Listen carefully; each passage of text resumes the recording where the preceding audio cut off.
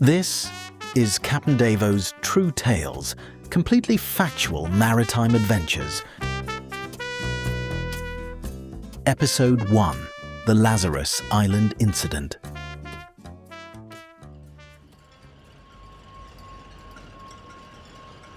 It was a Saturday morning in Singapore, the kind of morning that makes you believe in things. Clear sky, 29 degrees by 7 a.m. Humidity you could chew.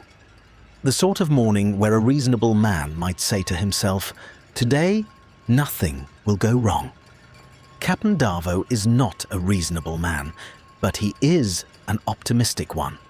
And on this particular morning, standing at the helm of the Noordic 26, a vessel so precisely engineered, it makes other boats look like they were designed by people who'd only had boats described to them. He made a promise. Quiet one today. Just a swim. Lazarus Island. In and out.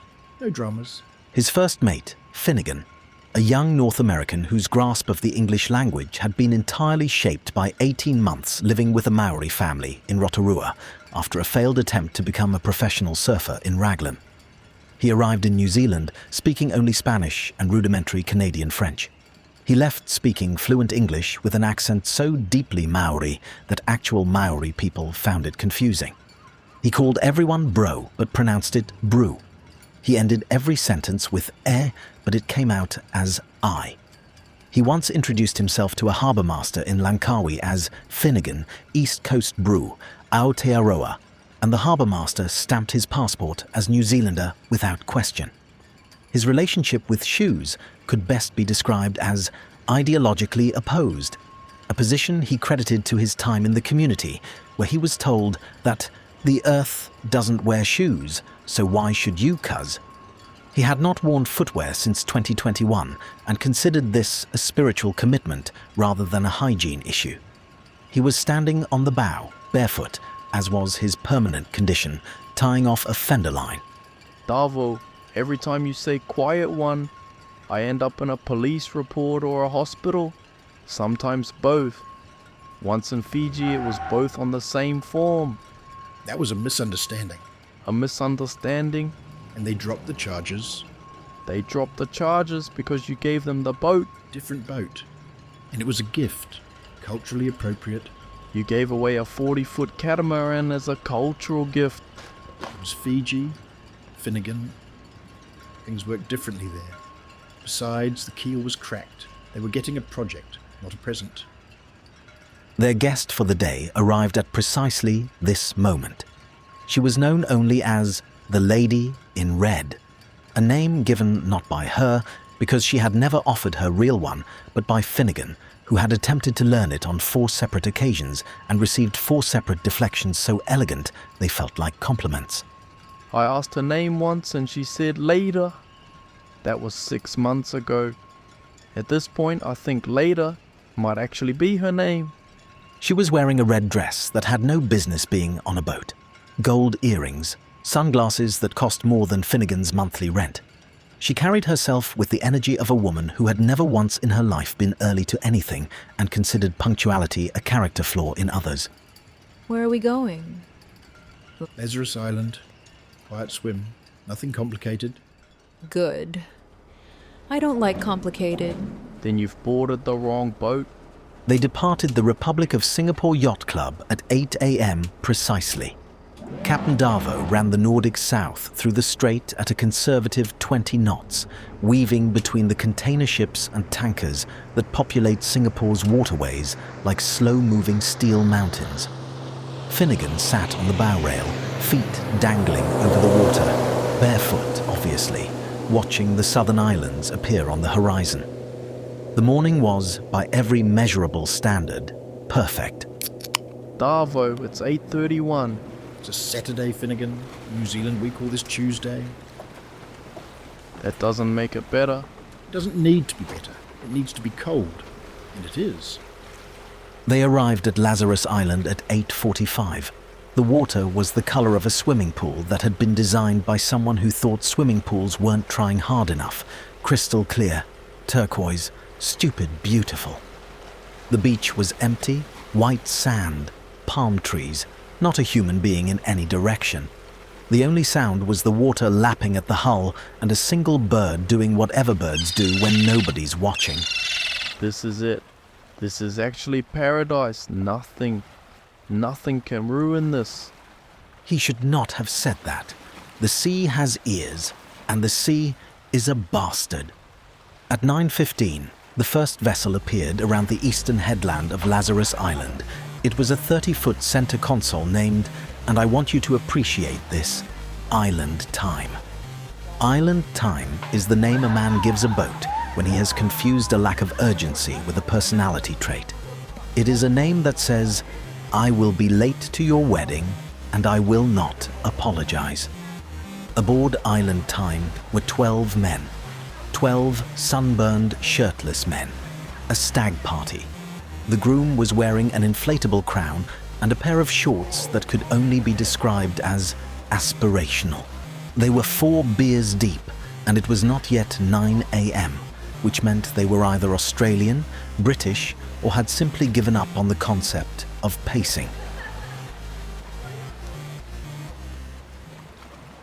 Stag do. Yep, British? worse. Aussies. How many? 12, maybe 13. Hard to count, they keep falling in the water. They anchored 20 meters from the Noordic. 20 meters. In an anchorage the size of a small country, they chose 20 meters. That's not anchoring, that's courtship. The music started immediately. Not good music. The kind of music that sounds like a car alarm gained sentience and developed self-esteem issues. Music that doesn't so much play as happen to you. By 9:45, the second boat arrived. Boataholic, which is the kind of name a man gives a boat when his wife asked him not to buy a boat and he bought it anyway and decided to be cute about it. She was not amused. She is never on the boat. He is always on the boat. This is their arrangement. Aboard Boataholic were 15 people, an entire human resources department from a tech startup on what was optimistically described in the company calendar as a team alignment retreat. They had a Bluetooth speaker the size of a washing machine, an inflatable unicorn, and a woman who was already crying on it. That woman is crying on a unicorn. Not our problem. I know it's not our problem, but I'm flagging it as a sign. A sign of what? A sign that the vibe has shifted, Davo. The vibe has categorically shifted. By 10:15, the anchorage at Lazarus Island resembled a floating car park designed by a man having a nervous breakdown. 47 boats, in a space engineered by nature for approximately 8, maybe 6 if you're being honest about the coral. Boats were rafted together 3 deep like some kind of aquatic conga line. Anchor lines crossed in every direction like a conspiracy theorist's evidence board. Music from 6 different speakers played 6 different genres simultaneously. Someone was playing reggaeton, someone else was playing Ed Sheeran. Somewhere in the middle, a Bluetooth speaker had achieved sentience and was playing both at once out of spite. The smell was extraordinary. Satay smoke, sunscreen, tiger beer evaporating off hot fiberglass, and beneath it all, the faint musk of ambition from 47 groups of people who all believed they had found a private beach. Davo, there are more boats here than at the bloody Sydney boat show, and half of them look like they were launched this morning by blokes who watched one YouTube video. Which video? The one that says anchoring is easy. Yep, that one just hit that one. And nobody's noticed because they're all in the water. Not our problem. You say not our problem a lot for a man who's anchored in the middle of it. The first approach came at approximately 10:30. A man from Island Time, mid-30s, chest hair distributed like a welcome mat, zinc sunscreen applied in a pattern that suggested he'd done it in a moving vehicle using only his left hand, detached from his group and began swimming toward the Noordic. Finnigan noticed him first. You could tell because his jaw tightened in the specific way it does when he senses an unpaid invoice approaching. The man arrived at the swim platform, He hung off the edge, breathing like he'd just completed an Olympic event rather than a 20-meter dog paddle. Oi, mate, you got a bottle opener? Yeah, hold on. Legend. Cheers, mate. He did not return it. He would never return it. That bottle opener is gone. It has joined the ocean. It belongs to the tides now. It will wash up on a beach in Borneo in 6 months, and a fisherman will find it and think, someone lost this in a way that felt personal. You'll never see that again. It's a bottle opener, Davo. It cost $2. It's the principle, Finnigan. First, it's the bottle opener. Then it's the boat hook. Then it's the girl. That's how empires fall. And that the Romans didn't lose Rome in a day. They lost it one bottle opener at a time. That is historically and factually and in every other way incorrect. And yet here we are. The second approach was bolder. 2 men from island time, emboldened by tiger beer and the physics of an inflatable flamingo, paddled over on a flamingo that had been liberated from the crying woman on the unicorn, who was now crying more. They positioned themselves alongside the Noordic with the confidence of men who sincerely believe they are charming. Hey up there. You lot want to come party on our boat? Way more fun over there. He was addressing the lady in red. She had been invisible until now, below the gunwale line, reclined on the sunpad, eating grapes with the slow deliberation of a Roman senator watching lesser men perform. She looked down at him, the way a cat looks at a doorbell. No, thank you. Come on. We've got a DJ. You have a phone connected to a speaker. Same thing. It isn't. They paddled away, regrouped, discussed strategy, then paddled back. Because in the history of human courtship, no man has ever interpreted a clear no as anything other than try harder. So is that like your dad or something?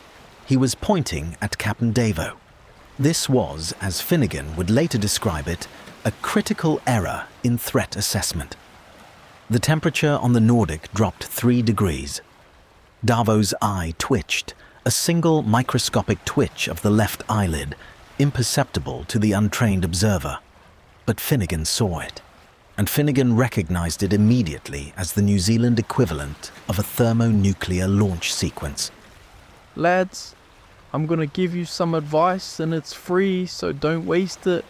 See that man? He once threw a bloke off a ferry in Wellington for chewing too loud. The charges were dropped because every single witness on the boat said the man deserved it. One of the witnesses was a judge. Paddle away now. They left, but they were not finished. In the way that a storm is not finished simply because the rain has paused, they were regrouping, refueling, and the fuel was tiger beer, which has never once in history led to improved decision-making. At approximately 1100 hours, the stag party on island time held what can only be described as a tactical meeting. 12 men huddled on the bow of their boat, arms waving, fingers pointing, occasionally looking at the Noordic and then at each other in the way that men do when they are about to do something that will be described in a magistrate's report as ill-advised. Finnigan was on the bow of the Noordic. He saw it developing, his military training, which consisted entirely of 4 years of watching other people make bad decisions in Bali, kicked in. Davo, we've got movement. Describe it as 6 in the water, port side, swimming this way, trying to look casual, failing. 3 more in a dinghy, coming around the stern, starboard approach. pincer movement. These blokes couldn't pincer a chip between their fingers, but yeah, the intent is there. The portside assault force, 6 men from island time, powered by the lethal combination of tiger beer, ultraviolet radiation, and access to someone else's inflatable, swam toward the Noordic in what could generously be called a formation.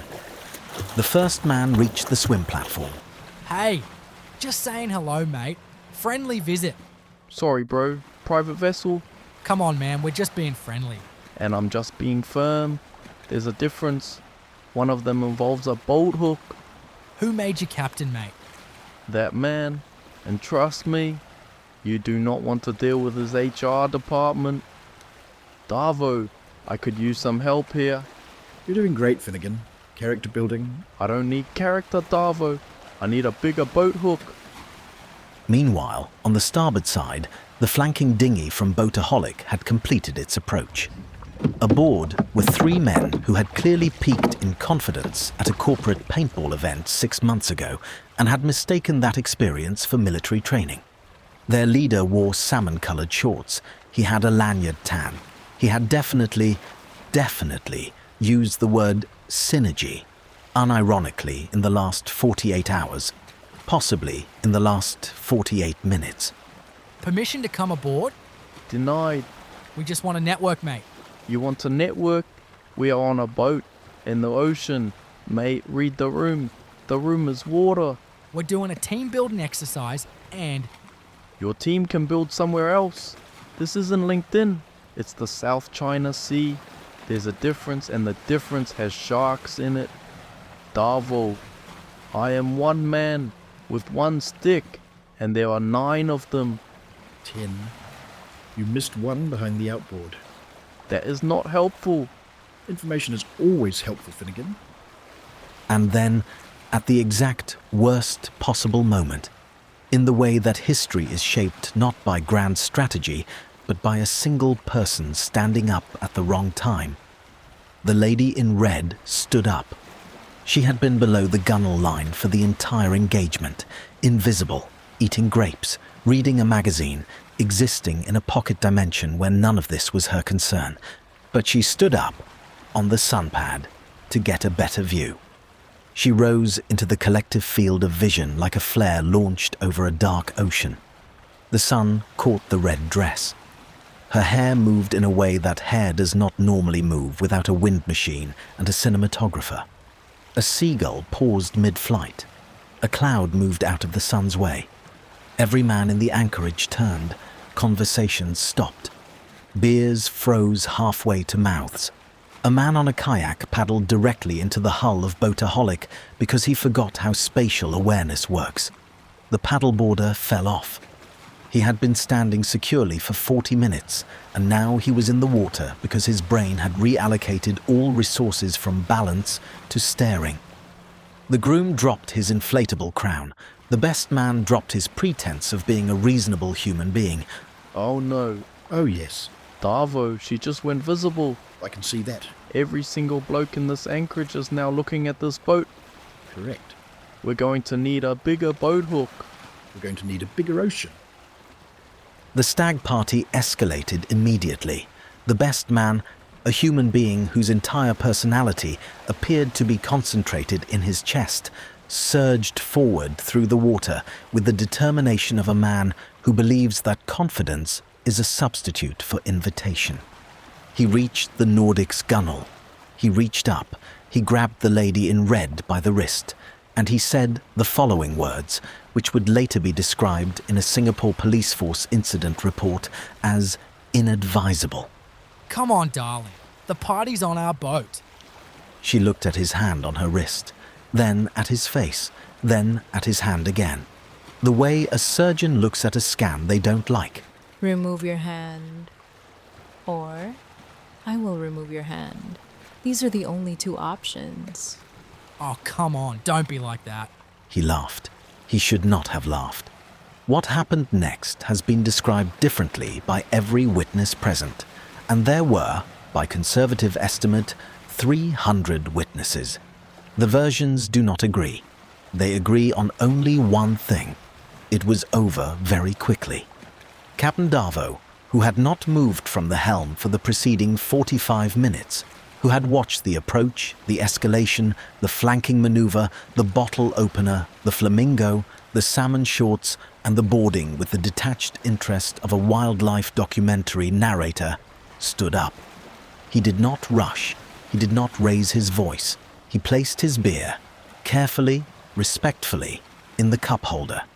He adjusted his captain's hat by exactly 2 degrees, and he walked to the gunwale. Finnigan, who had known Darvo for 4 years, who had seen him in situations involving customs officials, harbour masters, a misunderstanding with a ferry in Fiji, and a goat that had boarded the boat in Vanuatu, stepped backward, not out of fear, out of professional respect for what was about to happen. Oh, here we go. Davo looked down at the best man. The best man looked up at Davo. Davo looked at him for a long time. Long enough for Island Time speaker to play an entire chorus. Long enough for the marketing executives in the dinghy to quietly begin paddling backward. Long enough for the flamingo to deflate slightly, as if it too understood what was coming.